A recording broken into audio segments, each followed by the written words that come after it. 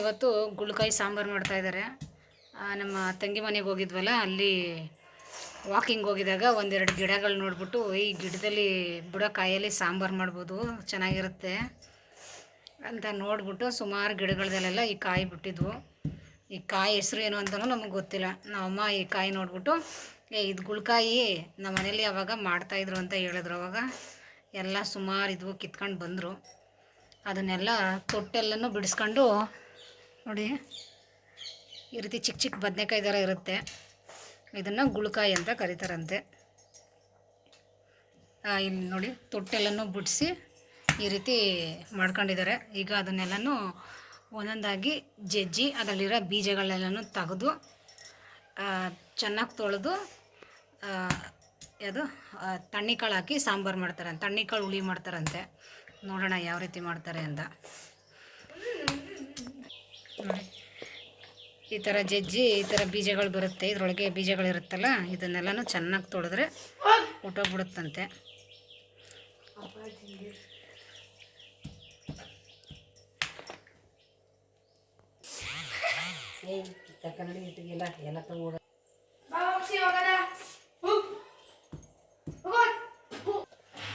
ನೋಡಿ, ಈ ರೀತಿ ಇರುತ್ತೆ. ಇದ್ರದ್ದು ತೊಟ್ಟೆಲ್ಲ ಕಿತ್ತಾಕ್ಬಿಟ್ಟು ಈ ಥರ ಜಜ್ಕೊಂಡು ಈಗೆಲ್ಲ ಜಜ್ಜಾಯ್ತು. ಇದನ್ನೆಲ್ಲ ಚೆನ್ನಾಗಿ ತೊಳೆದ್ಬಿಟ್ಟು ಸಾಂಬಾರು ಮಾಡ್ಬೇಕೀಗ. ಇದೇನಿಲ್ಲ, ತಣ್ಣೆಕಾಳು ಹಾಕಿ ಗೊಜ್ಜು ಮಾಡೋದಿಲ್ಲ. ಈಗಿನವ್ರಿಗೆ ಈ ಕಾಯಿ ಬಗ್ಗೆ ಗೊತ್ತೇ ಇಲ್ವಲ್ಲ. ಇದು ತಿಂದರೆ ಏನು ಉಪಯೋಗ? ಮಂಡಿ ನೋವಿಗೆ, ಕೈ ಕಾಲು ಹಿಡ್ಕೊಳ್ಳೋದಕ್ಕೆ ಎಲ್ಲ ಒಳ್ಳೇದಿದೆ. ಎಷ್ಟು ಗೊತ್ತಾ, ಆಯುರ್ವೇದಿಕ್ ಔಷಧಿ ಥರ ಇದು.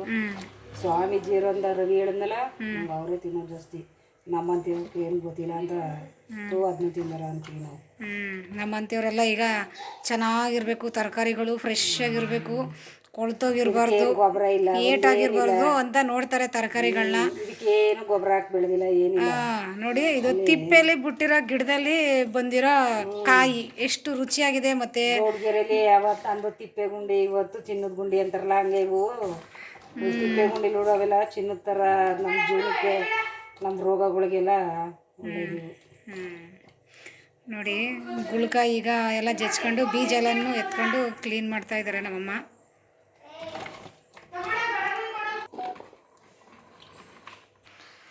ನೋಡಿ, ಗುಳ್ಕಾಯಿ ಎಲ್ಲ ಅದರಲ್ಲಿರೋ ಬೀಜ ಎಲ್ಲನೂ ತೆಗ್ದು ಕ್ಲೀನ್ ಮಾಡಿ ಈ ರೀತಿ ಇಟ್ಕೊಂಡಿದ್ದೀವಿ. ಎಲ್ಲ ಕ್ಲೀನ್ ಮಾಡಿ ಇಟ್ಕೊಂಡಿದ್ದೀವಿ ಈಗ. ಮತ್ತು ತಣ್ಣೆಕಾಳು ಕುಕ್ಕರಲ್ಲಿ ಬೇಯೋದಕ್ಕೆ ಇಟ್ಟಿದ್ದೀವಿ. ಇದೊಂದು 2 ವಿಷಲು ಚೆನ್ನಾಗಿ ಕೂಗಿಸ್ಕೊಂಡು ಆಮೇಲಿಂದ ಮಸಾಲೆ ಎಲ್ಲನೂ ಆಡಿಸಿ ಸಾಂಬಾರು ಮಾಡಬೇಕು.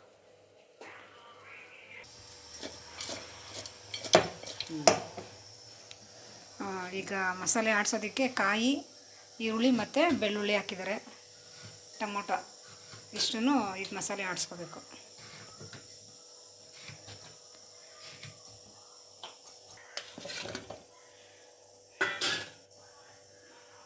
ಈಗ ಜೊತೆಲಿ ಖಾರದ ಪುಡಿ ಹಾಕ್ತಾಯಿದ್ದಾರೆ. ಬೇಳೆ ಸಾರು ದೋಸೆ, ಬೇಳೆ ಸಾರು ಖಾರದ ಪುಡಿ ಎಷ್ಟಾಯ್ತದೆ ಅಷ್ಟು ಮಾಡಿ ಚೆನ್ನಾಗಿ.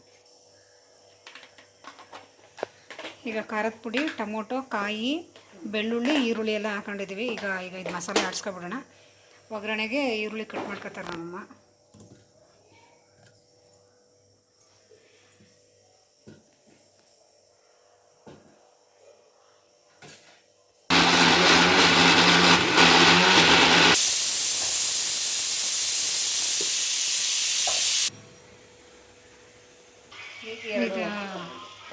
ಈಗ 1-2 ವಿಷಲ್ ಕೂಗಿಸ್ಕೊಂಡಿದ್ದೀವಿ ತಣ್ಣೆಕಾಳು.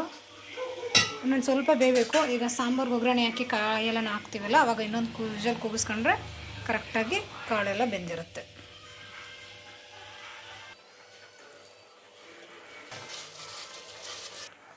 ಈಗ ಒಂದು ಕಡೆಗೆ ಮುದ್ದೆಗಿಟ್ಟಿದ್ದಾರೆ ನಮ್ಮಮ್ಮ.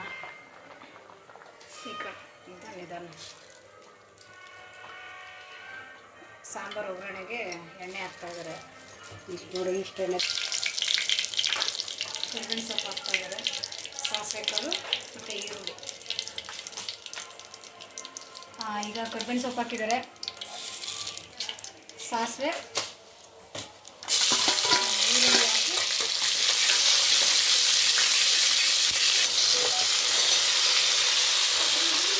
ಈಗ ಗುಳ್ಕಾಯಿನ ಹಾಕ್ತಾಯಿದ್ದಾರೆ.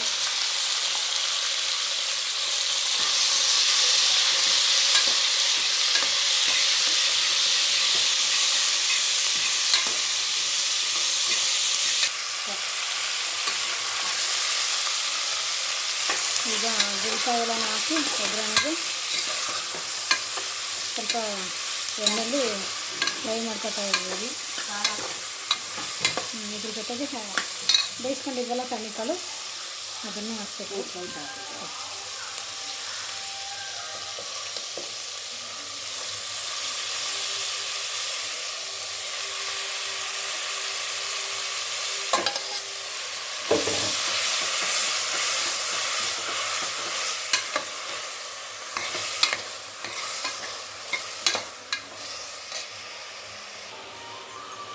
ಈಗ ಮಸಾಲೆ ಆಡಿಸ್ಕೊಂಡಿದ್ವಲ್ಲ ಅದನ್ನು ಹಾಕ್ತಾಯಿದ್ದೀವಿ.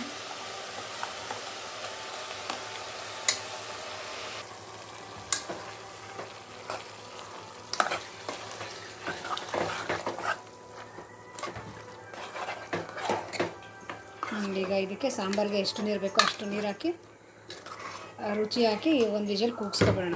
ನಮ್ಮ ಗುಳ್ಕಾಯಿ ಸಾಂಬಾರು ರೆಡಿ ಆಗುತ್ತೆ.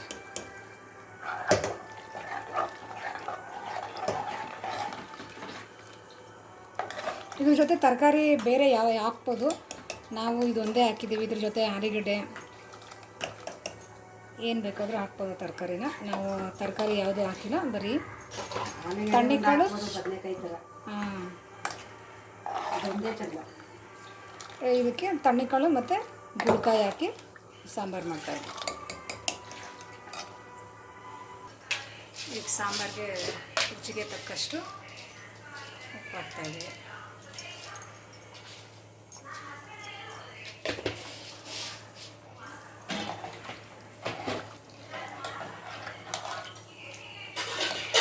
ಈಗ ಇದನ್ನ ಮುಚ್ಚಿಬಿಟ್ಟು ಒಂದು ವಿಷಲ್ ಕೂಗಿಸ್ಕೊಬಿಡೋಣ. ಈಗ ನಮ್ಮ ಸಾಂಬಾರು ರೆಡಿ ಆಗುತ್ತೆ.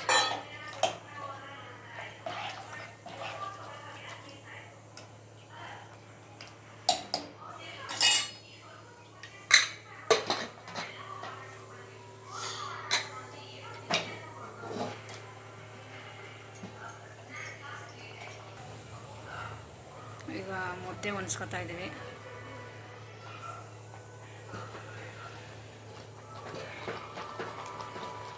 ನಮಗೊಂದು ಮುದ್ದೆ, ನಮಗೊಂದು ಮುದ್ದೆ, 2 ಮುದ್ದೆ ಮಾಡ್ಕೊಂಡು ಆಯಿತು.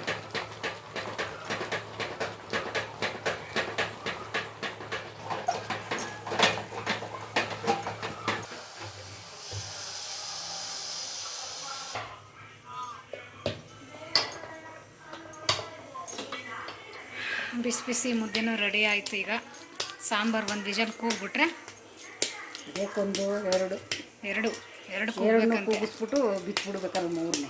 ಹಾಂ, ಸಾರು ಟೇಸ್ಟ್ ಇರ್ತದೆ. 2 ವಿಷಲ್ ಕೂಗಿಸ್ಬಿಟ್ಟು ಸಾಂಬಾರು ರೆಡಿ. 3 ಕೂಗ್ಸ ಸರ್.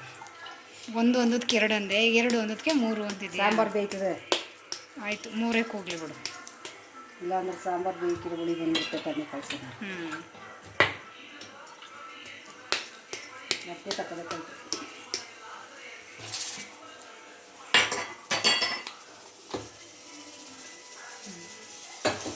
ಮುದ್ದೆ ಆಗಷ್ಟರಲ್ಲಿ ಸಾಂಬಾರು ಕೂಗ್ತು.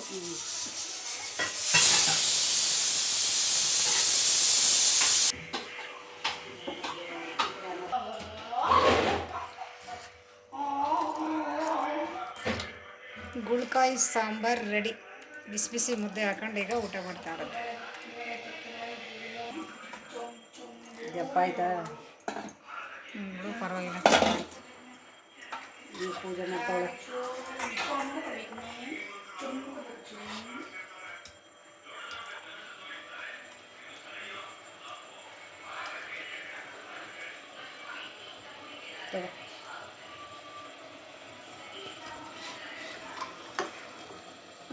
ಗುಳ್ಕಾಯಿ ಸಾಂಬಾರು ರೆಡಿ.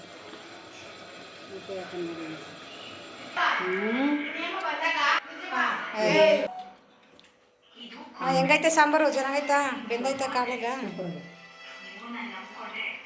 ಈಗ ನಾನು ಟೇಸ್ಟ್ ಮಾಡ್ತಾಯಿದ್ದೀನಿ. ಹಾಂ, ಸಾಂಬಾರು ನಿಜವಾಗ್ಲೂ ಚೆನ್ನಾಗಿದೆ.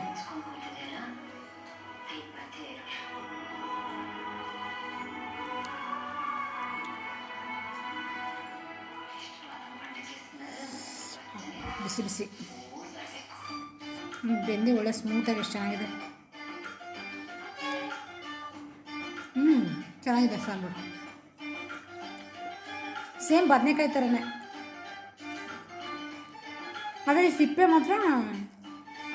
ಈ ಸಿಪ್ಪೆ ಮಾತ್ರ ಸ್ವಲ್ಪ ಮಂದ ಇರುತ್ತೆ ಅಷ್ಟೇ. ಚೆನ್ನಾಗಿದೆ ಸಾಂಬಾರು.